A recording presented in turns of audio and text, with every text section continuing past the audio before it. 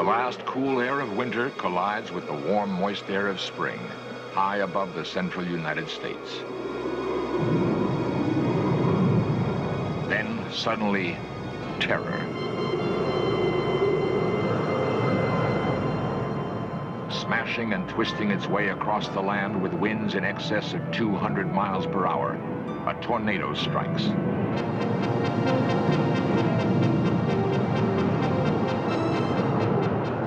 In all of nature's fury, there is no windstorm as great or as deadly as the killer tornado.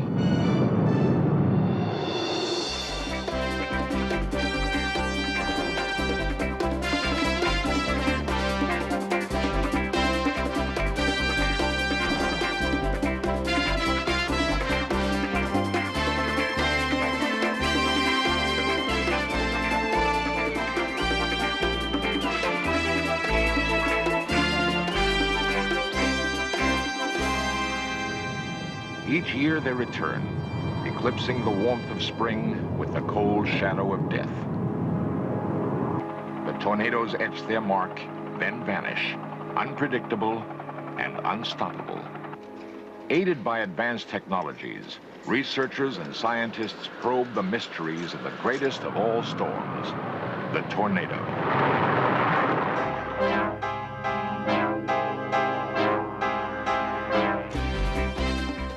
This series presents information based in part on theory and conjecture. The producer's purpose is to suggest some possible explanations, but not necessarily the only ones, to the mysteries we will examine.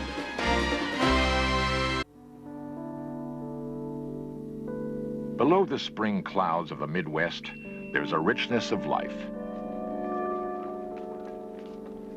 Cities and farms bask in the warming sun. People enjoy their traditions and diversions. But always present is a particular fear. At any moment, tranquility can change to chaos, contentment to misery. This is the tornado season.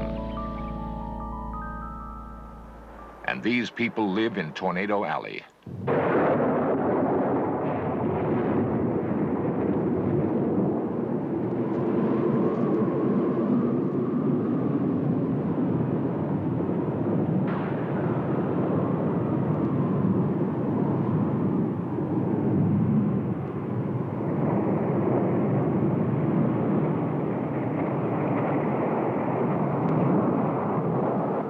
Statistics say that a city within a tornado area will be hit only once in every 250 years.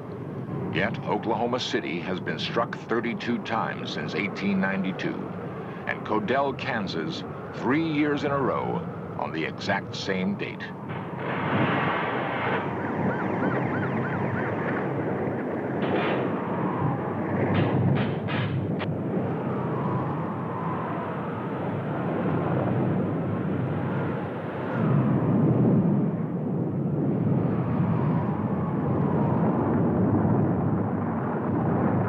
In 1974, 148 tornadoes killed 300 people and injured 6,000 more across 13 states, all in the same day.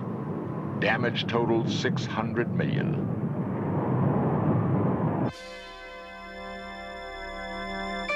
Tornadoes attack the land with circular winds that topple structures and send bits of metal and wood through the air with lethal velocity. It is not unusual for steel to be pierced by a fragment of wood or victims to vanish forever. The force within a tornado is equal to all the energy in the United States running full power for 5 minutes. Survivors of a recent tornado in Holton, Kansas, comment on their experience with the twister. Everybody respects them, I believe. I know I sure do. You just never can tell what they will do and where they will hit. I know these tornadoes here, they hit, and they bounce up, and then they come back down just like rubber balls. You just know where they're going to hit next. I think pretty much that they clear them, but yet they keep an eye on them. If the tornado's coming, a lot of them can see it 4 or 5 miles away, and they will keep an eye on it instead of going to the basement where they should go. The worst disaster we had here was in the trailer, a mobile home, and there was 4 people in it when the tornado hit it, and apparently they were not warned. The trailer, it set right up yonder, and as you can see, it was carried down here, and the frame sets over here, and it just looked like it picked it up and blew it up. They found a woman and a little girl approximately around a quarter of a mile from the scene. The father of the little girl, he died long in the night that same evening. To millions of people, tornadoes are a frighteningly real part of everyday life. Each year, the United States suffers damage in the millions. The value of the lives lost is, of course, incalculable. The tornado is the fiercest of all storms. Unlike the hurricane, it can unleash its fury with virtually no warning, bursting forth from the storm in an instant to ravage the earth for seconds or as long as 3 hours. Hoping to increase the crucial warning time the public needs to avoid tragedy, a counteroffensive is being waged by a dedicated group of men and women who are probing this mysterious and lethal phenomenon. Well, what I've prepared here is a sketch of an actual thunderstorm. It's a vertical cross-section, and the red arrows here indicate the major updraft within the storm, and the blue indicates the downdraft. Men such as Dr. Ernest Agee and his associates at Purdue University hope to answer the most basic question of all. What makes a tornado behave the way it does? Utilizing a tornado simulator, they seek clues to the cause of the devastating winds that form the tornado funnel.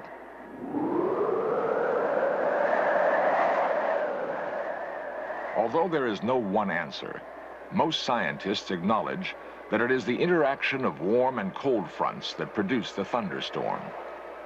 Just what starts the clouds violently rotating is still not fully known. It could be a function of the Earth's rotation or some internal phenomenon within the storm itself.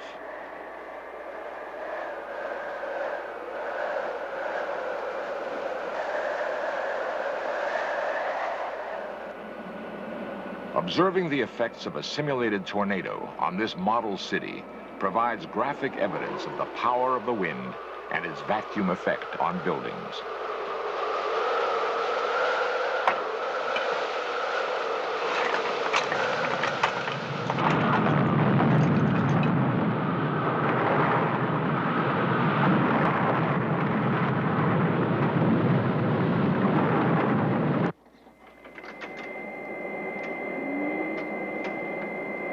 The National Severe Storms Laboratory in Norman, Oklahoma, lies in the heart of the nation's most active tornado area.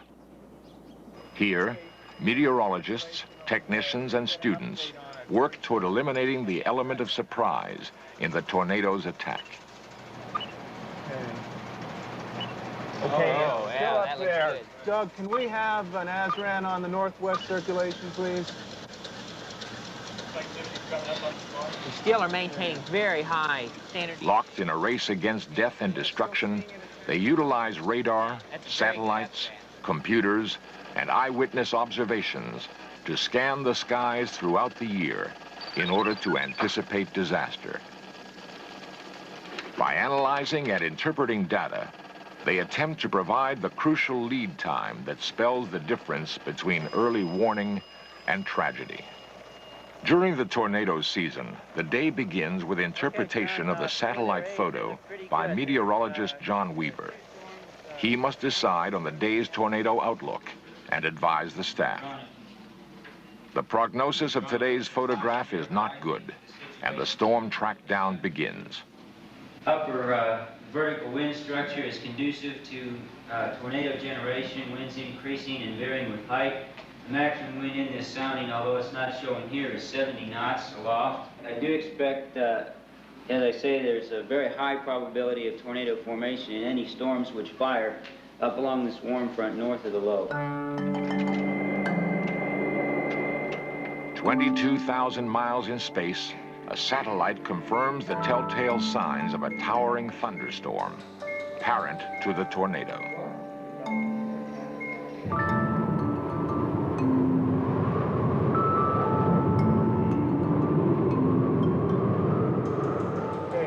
watch the circulation up here. It's updating now. In a darkened room, a handful of men track and predict the storm, hoping to outguess its deadly intention. Okay. Look at You that. might ought to call the Weather Service back and update them and call John.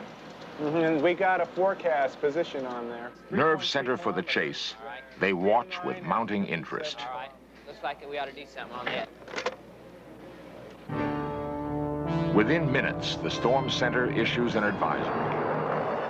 This just in. The National Weather Service has just issued a storm watch for the following areas of Kansas: Jackson, Cook County, Larimer County. Miles away, the skies only hint at what is to follow.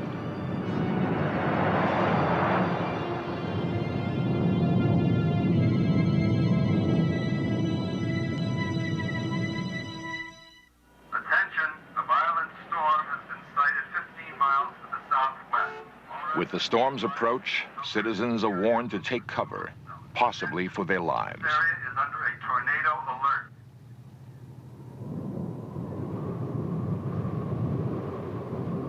Okay, let's go. It's already going up.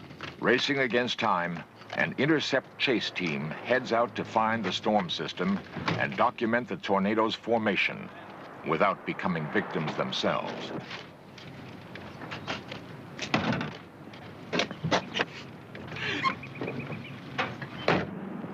Must be the harvest season again. Led by meteorologist Bob Davies Jones, students Kelvin Drogemeyer and Ken Carson spend their summer vacation heading straight toward danger. But adventure is not what spurs them on. It is knowing that they are part of a coordinated effort to save lives. We got two main missions. One is to get to within close range of tornadoes and get a close-range debris movie. We hope to be able to analyze the movie for trackable debris and get tornado wind speeds from such an analysis. Our other mission is to verify tornado signatures which are seen on the Doppler radar. Okay, John, we'll take the LG exit and head west. We're scrambling the jet to cover it.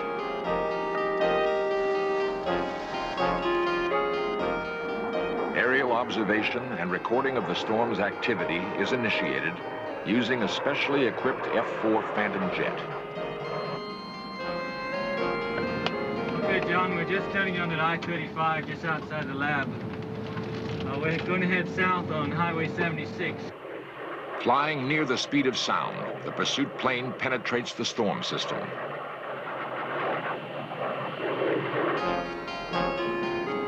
Time lapse started at 1200 CST. Setting up near the storm's edge, the chase team focuses on the most promising area for tornado formation. We'll be time lapsing at 1 frame per second. Bob's camera records nuances of cloud activity hidden to the naked eye. You want this 1 frame per second? Yeah. Might have a little trouble with the contrast. We need to get back in touch with John at the lab, too, pretty soon. Okay. Missile suitor control, do you copy, John? Okay, John, I copy. What kind of sky cover do you have? Okay, presently, we got cirrus overcast. We time-lapse some rotation in the cloud base. Appears to be a funnel to our north, heading towards the northeast. Okay, Roger.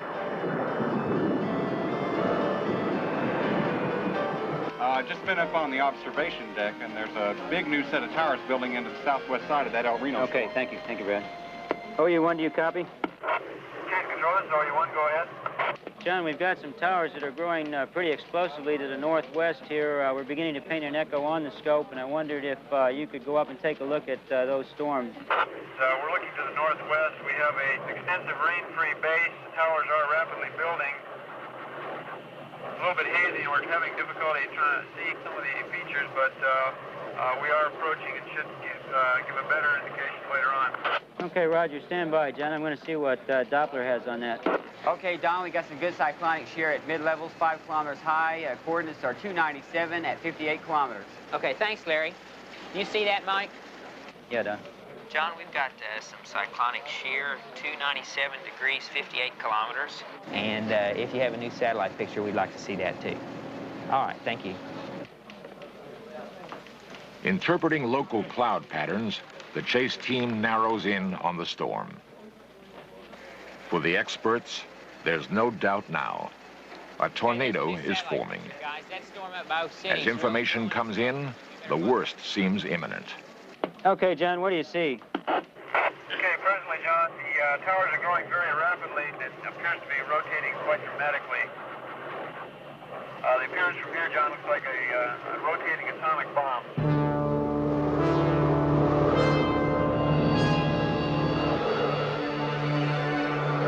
Yeah, that's only about 300 meters off the ground. So we're looking at it. 200 miles per hour. Don, this thing is really wrapping up. We better go to the tornado. Okay, Larry. Call Tinker. This is Don Burgess in SSL Norman. I'd like to issue you a tornado advisory for a storm that's 300 degrees at 20 nautical miles. I would put it right over the city. Only moments separate the tornado from a town never struck before. There it is again. Oh, this looks great, Bob. We better log this. Okay. And why don't you update it again, Larry? Oh, Okay. wow. There it is. Oh, There it's it is. building. Wow. It's building. How high off the ground is that, Larry? Oh, this is right down the deck. I hope those people took cover.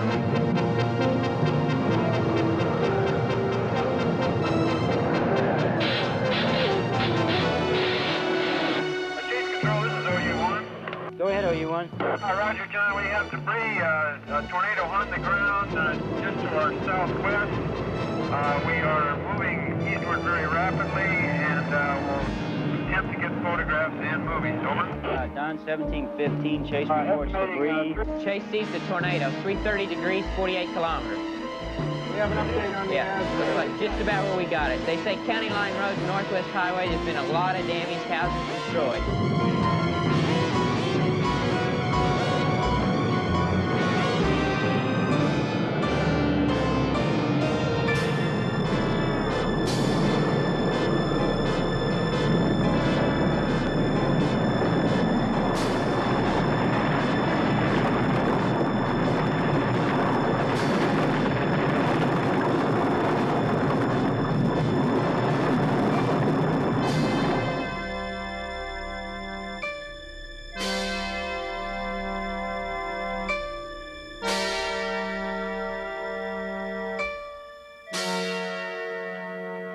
For some, being lucky means the storm missed them.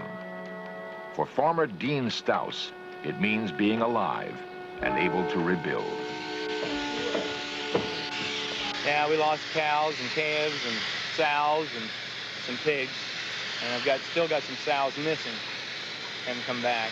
And, but there could have been a lot more killed than what actually was for all the debris and tin. There was a lot of tin flying around, and just like here, there was 41 fat cattle ready to be shipped Thursday, and this was Friday, the next afternoon, and we found every one of them, and no broken legs or anything like that. And I don't know how they got out of it. You can just see that stuff just pounded right in the ground, and they got away. Dean's wife, Karen, was alone in the cellar with her infant when the tornado struck. I could hear things breaking, but I had no conception of the wind or anything because I was singing lullabies as I was feeding my son his food. And I didn't know the roof was off or the windows were out until I opened the door to the basement and could see the sky. And usually there's 2 flights of stairs going up to the attic, and they weren't there. Until now, you know, you haven't been actually in contact. We helped back in when there was tornadoes south of here in Topeka and Meriden area, Silver Lake, when I was these boys' size. And, you know, I just never was personally involved, of course. But I am now. I guess it frustrates me so much that people are primarily concerned with the house, and the house can be rebuilt with income, but if we don't get the farm going, we don't have any income. But had it not been for advance warning, Karen Stouse and her baby might have been added to this year's list of fatalities. A list that is diminishing because of the dedication and skill of the men and women of the National Severe Storms Laboratory.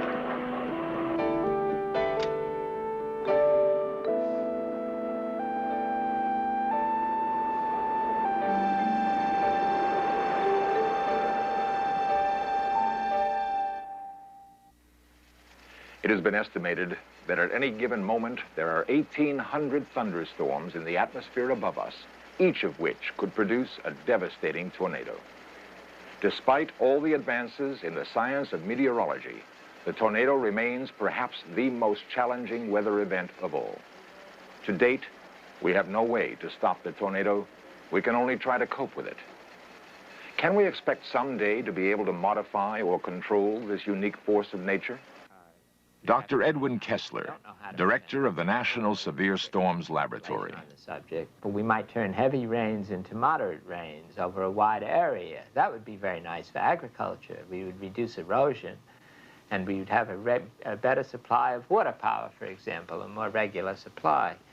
But I'd like to emphasize that this is really very speculative at this time, and I would offer a comment that because of the really astonishing advances of the recent decades in areas of science and technology, particularly in America, we've tended to look to science and technology for the answer to many problems for which science and technology are not well suited.